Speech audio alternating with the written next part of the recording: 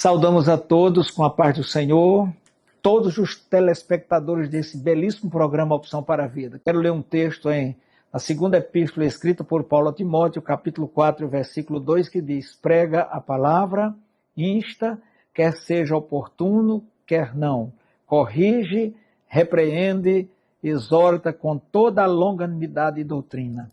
Dirijo-me agora pessoalmente ao meu amigo, reverendo pastor João Bosco de Moraes, a toda a comunidade da Igreja Congregacional do Calvário, aos mantenedores deste programa e a todos os telespectadores, para felicitá-los pelo transcurso do 34º aniversário, 34 anos ininterruptos, pregando a palavra de Deus, ensinando a palavra de Deus, trazendo as boas novas do Evangelho aos lares não somente de Campina Grande, mas nos rincões desse Brasil e até fora do Brasil.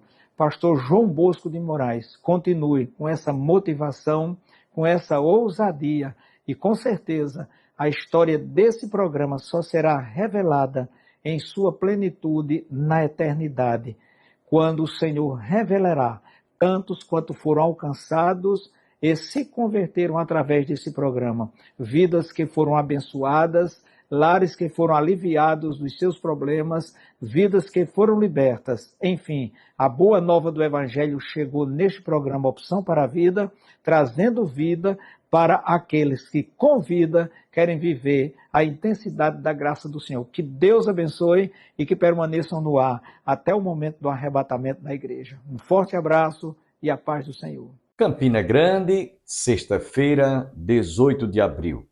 Hoje celebra-se o Dia Nacional do Livro Infantil, Dia Mundial do Rádio Amador, Dia de Monteiro Lobato e também o Dia do Amigo. Dentre aqueles que você tem na conta de amigos, você já constituiu o amigo dos amigos? O amigo da hora? O amigo que está presente não só quando você está alegre, mas quando você está triste, quando você está mal, como também quando você está bem. Sabe, amigos, todos aqueles que nos cercam e que se tornam nossos amigos ou que conquistam a nossa amizade, eles têm certas horas que nos decepcionam. Há momentos que muitas vezes eles falham, mas eu quero vos falar sobre o amigo dos amigos. O amigo maior que você deve constituir chama-se Jesus Cristo. Ele é o amigo da hora. Ele é o amigo que está presente em todos os momentos da sua vida, na saúde, na doença, na alegria, na tristeza, quando tudo vai bem, quando tudo às vezes não dá certo como nós esperávamos, ele está presente. Ele disse para cada um de nós: eu estou convosco, eu estarei convosco todos os dias das vossas vidas, até a consumação dos séculos. Esse é o amigo verdadeiro. Esse deve ser o seu amigo número 1. Logo mais estaremos ouvindo a conclusão da palavra que nós vimos ministrando esses dias. Você também ouvirá o reverendo Hernandes Dias Lopes da Letra a Palavra falando sobre o tema os porquês da vida. Por que é que acontecem tantas coisas que nós muitas vezes somos surpreendidos, somos tomados de surpresa? É importante a palavra do reverendo Hernandes Dias Lopes nessa manhã.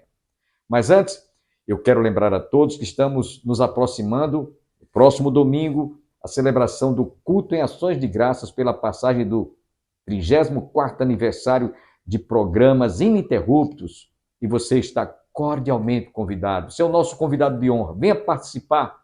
Pregará naquela noite o pastor Daniel Carlos da Assembleia de Deus, a cantora Jaqueline também estará louvando a Deus, além da orquestra Louvores Eternais. A Igreja do Calvário está de portas abertas à sua espera, portanto, não perca. Quero deixá-los agora com o reverendo Hernandes Dias Lopes, trazendo esta palavra muito importante. São questionamentos, os porquês da vida.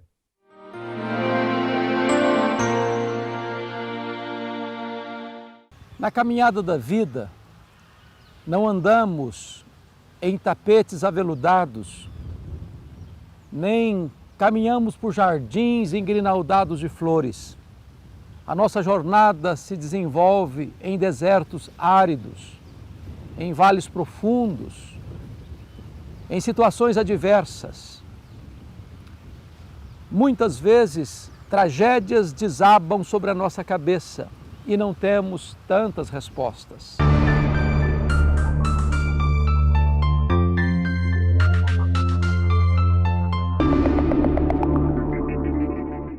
Terremotos, tsunamis, guerras, conflitos tribais, raciais, étnicos, religiosos, a violência das ruas, a enfermidade grave que assola o corpo, a injustiça social, a corrupção daqueles que governam.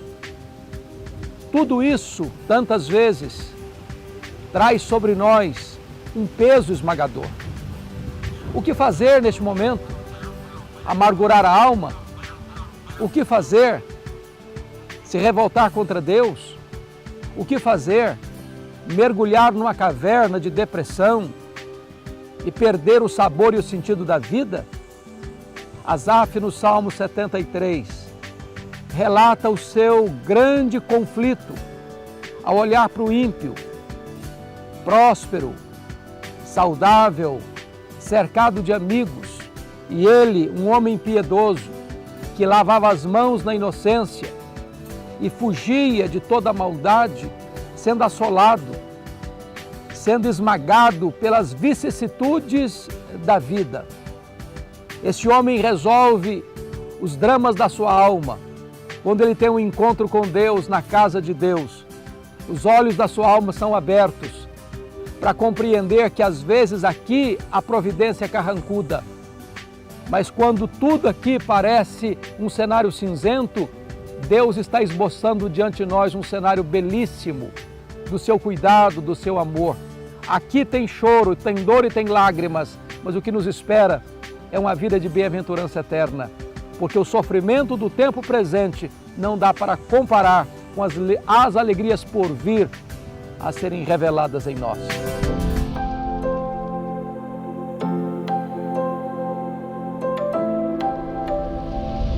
No verso 9 ele diz: desde os dias de Gibeá pecaste, ó Israel, e nisto permaneceste.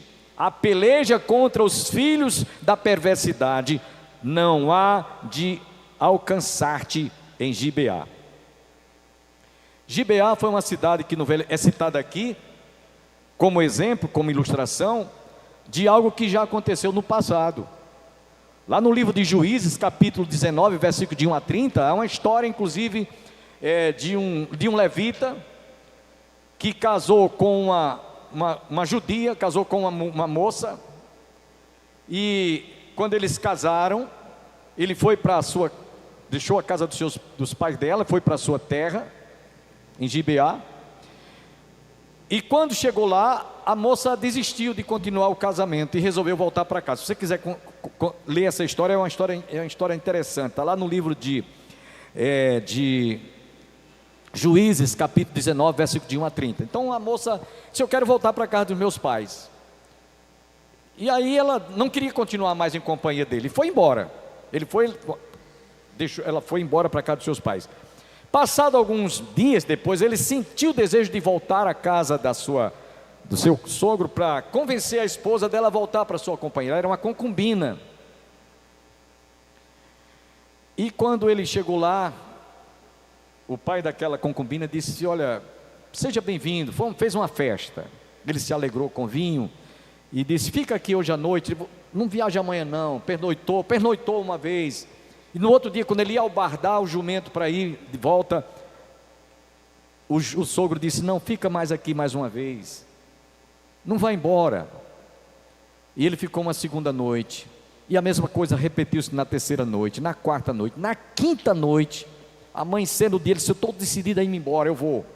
E foi com a sua concubina, passou em Jerusalém, e não quis pousada lá, e foi para Gibeá.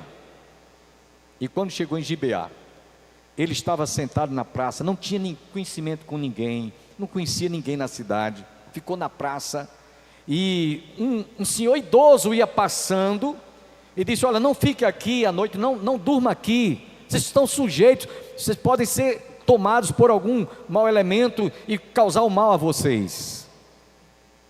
Então o ancião convenceu aquele levita para ir para a casa dele, fazer pousada na casa dele, e foi. Irmãos, pasmem, quando foi passado algumas horas depois, chegou um bando de indivíduos dizendo: nós queremos possuir este homem que está aí. Vocês estão pensando que união homoafetiva é coisa dos dias de hoje? Sempre houve. Sodoma e Gomorra, aqui nessa história do livro de Juízes, no capítulo 19, e aí o ancião disse: não façam isso com este homem é levita, está aí minha filha e a concubina, podem abusar delas. E o que eles fizeram? Abusaram dela, e usaram e abusaram da concubina, que ela no outro dia veio para amanhecer o dia sem vida à porta daquele ancião onde ela tinha sido acolhida. Isso trouxe uma revolta para Israel, trouxe uma comoção para Israel, e os homens de Israel resolveram retribuir aquele mal, aquela coisa errada que haviam sido cometida contra aquele levita. E aí ele cita esse exemplo aqui para mostrar o que eles iam sofrer lá na Síria. Seria um sofrimento, seria uma vergonha, seria um vexame como esse tal que está lá no livro de Juízes capítulo 19, versículo de 1 a 30. Agora, diga-se de passagem que nos dias dos juízes, não havia rei em Israel. E não havia rei porque quem reinava no coração daqueles que tinham temor a Deus era o próprio Deus. E esse levita, ele tinha o temor a Deus. Porém, aqueles homens maus de Gibeá não tinham o menor conhecimento de Deus. Como Israel estava indo para a Síria, que tinha um conhecimento de Deus, estava indo para o meio de um povo que não tinha o conhecimento de Deus. E esses homens eram filhos de Belial. No livro de Juízes, você vê essa história que eu estou citando para você, depois você pode ler e você vai perceber. No livro de Números também, capítulo 25, versículo de 1 e 2, houve também um episódio semelhante, não como tal, mas os habitantes desta cidade começou a realmente a viver uma vida promíscua, prostituindo-se com as filhas dos moabitas, e estas, conforme vemos no capítulo 25, versículos Números capítulo 25, versículos 1 e 2, aquelas mulheres estrangeiras com as quais o povo havia se contaminado, habitando Israel em Sitim, começou o povo a prostituir-se com os filhos com as filhas dos moabitas, e estas convidaram o povo aos sacrifícios dos seus deuses, e o povo comeu e inclinou-se aos deuses delas. Então essa passagem aqui é lembrada por Oséias do acontecido no passado, que também iria acontecer quando eles estivessem na Síria. Lembre-se, Deus sempre avisa, Deus sempre adverte, Deus sempre recomenda. Mas como vimos nessa fase aqui essa segunda fase essa terceira fase que estamos vendo, mostramos que o povo estava sentindo o que eles estavam colhendo, aquilo que eles haviam plantado, a exortação que Deus havia feito a eles. Então, no versículo 10, para a gente não perder muito tempo, no versículo 10 ele diz: castigarei o povo na medida do meu desejo, quando eu os punir, por causa da sua dupla transgressão, as nações se congregarão contra ela, e Israel sofrerá uma punição. Estava me lembrando quando o escritor da carta aos Hebreus, no capítulo 12, verso 5 em diante, diz que assim como os nossos pais nos disciplinavam quando nós merecíamos receber uma sova, uma pisa, ou privado de algum privilégio, e os nossos pais nos disciplinavam, assim também Deus nos disciplina. Logo, se não estáis sob disciplina, não sois filhos, mas bastardos. Vamos para a quarta fase. E aí eu diria, vamos ficar em pé, a gente está concluindo já, vamos para a penúltima fase. Aí a gente vai ler os versículos 11 e 12. 11 e 12 do capítulo 4, versos 11 e 12. Porque Efraim era uma bezerra domada que gostava de trilhar. Coloquei o jugo sobre a formosura do seu pescoço, atrelei Efraim ao carro, Judá lavrará, Jacó lhe desfará os torrões. Verso 12.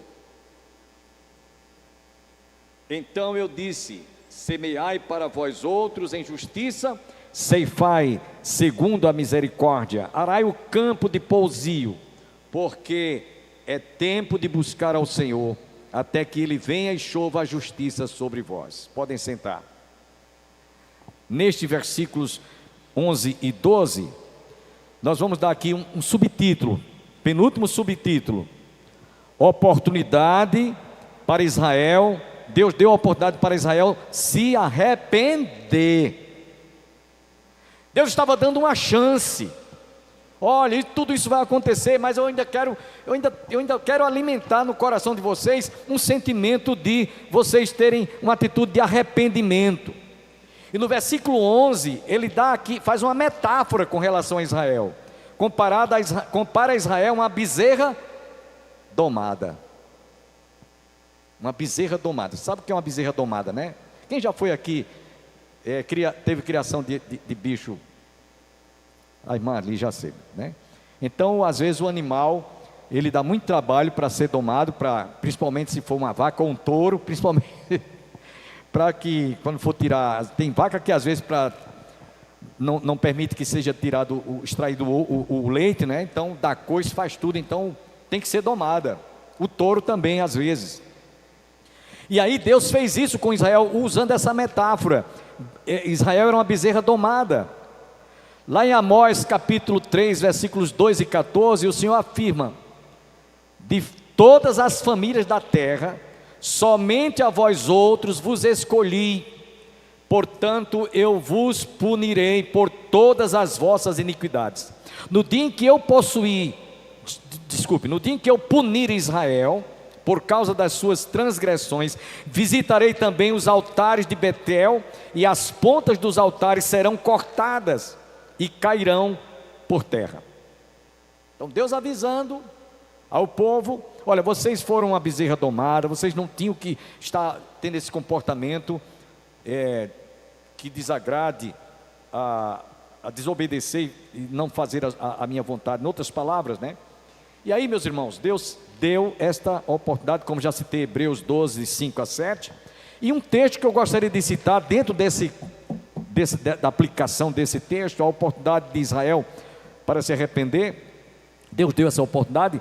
Lembra o que está escrito lá em 1 Pedro capítulo 4, versículo 17: porque a ocasião de começar o juízo pela casa de Deus é chegada. Ora, se primeiro vem por nós, qual será o fim daqueles que não obedecem ao Evangelho de Deus? Está lá em 1 Pedro capítulo 4, versículo 17. Logo, se não estáis debaixo de disciplina, não sois filhos, mas bastardos. No versículo 12, o Senhor diz: então disse: semeai para vós outros em justiça, ceifai segundo a misericórdia, arai o campo de pousio, porque é tempo de buscar ao Senhor, até que Ele venha e chova justiça sobre vós. Nós encontramos aqui, meus irmãos, Deus fazendo uma convocação para que o povo buscasse, invocasse o seu nome. Ele está dando uma chance, oferecendo uma oportunidade excelente. E o povo não podia desperdiçar aquela oportunidade. Mas o povo estava com seu coração com dura cerviz. Sabe que às vezes a gente tem filhos que você dá conselho, você mostra, cria calo na língua de tanto aconselhar, de tanto exortar, mas às vezes esse filho ou essa filha, seja que homem ou mulher, se comporta como se fosse um animal selvagem, dá conselho, orienta, instrui, exorta, mas não tem conselho que a pessoa possa aplicar ao seu coração. Arastes a malícia, colhestes a perversidade, comestes o fruto da mentira, porque confiaste nos vossos carros e na multidão dos vossos valentes. Portanto, entre o teu povo se levantará tumulto de guerra, e todas as tuas fortalezas serão destruídas, como Salmã destruiu a Bet-Arbel no dia da guerra. As mães ali foram despedaçadas com seus filhos. Assim vos fará Betel, por causa da vossa grande malícia. Como passa a alva, assim será o rei de Israel totalmente destruído. Podem sentar. Arastes e plantastes a malícia, colhestes a perversidade, comeste o fruto da mentira, porque confiaste nos vossos carros e na multidão dos vossos valentes. Meus irmãos, o problema é que o povo havia plantado nos seus corações se prostituírem com os ídolos. Eles acharam bom aquilo. Eles agora estavam colhendo a maldição. Estavam colhendo, por causa da mentira, inverdades. Eu quero aqui lembrar, eu gravei o programa ontem, Opção para a Vida, que eu gravo sempre os programas da semana. E ontem eu gravei o programa do dia 1º de abril. Você sabe qual é? 1º de abril é o dia de quê? Que dizem, né? Da mentira. Assista o programa Opção para a Vida, dia 1º de abril, que é terça-feira. E eu vou aproveitar aqui o que eu vou dizer, o que eu disse naquela abertura do programa. Hoje é o dia da mentira, mas quem é o pai da mentira? Hein? O diabo. Então cuidado para no dia da mentira você não se comportar como filho do diabo. Não pregue mentira a ninguém, fale a verdade. Jesus disse: a vossa palavra seja assim, sim ou não, que o que disse procede vem do maligno. Mas eu disse uma coisa e repito aqui: o atual presidente que nós temos, ele chegou a afirmar, isso está gravado, todo mundo via alto e bom som, que a mãe dele ensinava que se você pregar uma mentira 1000 vezes, ela vai terminar sendo crida como verdade. Então, imagine como é que esse país está sendo dirigido ou governado por alguém que aprendeu e põe isso em prática. Se você mentir 1000 vezes, vai terminar sendo crida, aquelas 1000 vezes que você mentiu, vai terminar sendo crida como verdade. A quem o nosso país está entregue? Só a misericórdia de Deus. Mas vamos lá. Então o povo, arastes e plantaste a malícia, colhestes a perversidade, comestes o fruto da mentira, porque confiaste nos vossos carros e na multidão dos vossos valentes. Meus irmãos, é bom que a gente aprenda com o erro dos outros, a não incorrermos nos mesmos erros, a não repetirmos, para não sofrermos na pele aquilo que vem como repreensão, como sentença e juízo de Deus. Eles agora estavam colhendo desgraça, confiaram nos carros e na força dos valentes e se sentiram desprotegidos, e vencidos e derrotados. A Bíblia diz, lá no Salmo 125, versículo 1, vamos ler: os que confiam no Senhor serão como os montes de Sião, que não se abalam, mas permanece para sempre. Salmo 20, versículo 7 também, nós encontramos o salmista dizendo que vão é o socorro. Uns confiam em carros, outros em cavalos, nós, porém, nos gloriaremos em nome do Senhor nosso Deus. Eles se encurvam e caem, nós, porém, nos levantamos e nos mantemos de pé. Então o povo tinha desprezado confiar e depender de Deus e deram lugar à mentira, porque adoraram os ídolos que não são deuses. São deuses com D minúsculo. Vão é o socorro do homem. Versículo 14. Portanto, entre o teu povo se levantará tumulto e guerra, e todas as tuas fortalezas serão destruídas, como Salmã destruiu Bet-Arbel. No dia de guerra, as mães foram despedaçadas com seus filhos. Eu estava lendo, que eu sempre quando faço um estudo, nós pastores, quando vamos estudar um livro, um tema como esse, a gente tem que pesquisar, não é chegar e dizer as coisas por dizer, a gente vai ter que pesquisar. Eu fui pesquisar por que Amós declinou o nome de Salmã. Quem era esse homem? Pouco se sabe na história deste homem, mas ele existiu. Ele era um homem inclusive perverso, sanguinário, porque ele era inclusive um homem que tinha um comportamento, por isso que diz, ele compara aqui no versículo 4, no versículo 14, desculpem. Portanto, entre o teu povo se levantará tumulto de guerra, e todas as tuas fortalezas serão destruídas, como Salmã destruiu a Bet-Arbel no dia da guerra, e as mães ali foram despedaçadas com seus filhos. Esse indivíduo aqui, ele era um homem que tinha um comportamento perverso, embora pouco se saiba o tempo que ele existiu, mas ele era um tirano. Isso lembra até um desses ministros que hoje está aí, né? Fazendo tanta coisa que... misericórdia. Ele era um desses homens aqui, esse Salmã. Não é Salmão não, é Salmã. Esse indivíduo era perverso, sanguinário, era um tirano. E Deus está dizendo para Israel: vocês vão para a Síria, eu vou derramar juízo sobre vocês, e vocês vão estar lá em Betel, em Bet-Arbel, que era o contrário de Betel, e vocês vão sofrer. No verso 15, para concluir, ele diz: por causa da vossa grande malícia, como passa a alva, assim será o rei de Israel totalmente destruído. Totalmente destruído. Assim como ocorreram no passado, assim também sucederá a vós. O povo foi levado cativo por causa da sua infidelidade, para abraçarem os ídolos assírios.